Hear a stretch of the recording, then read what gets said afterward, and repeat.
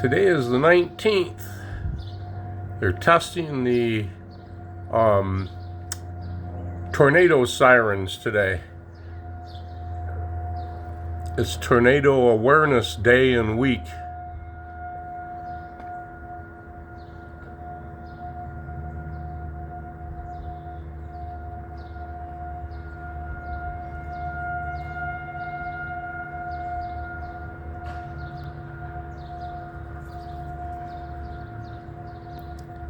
They used to call them civil defense sirens back when they're afraid of Russia sending nuclear warheads this way, hitting the defense plants in Kalamazoo, the Upjohn Company, and so forth.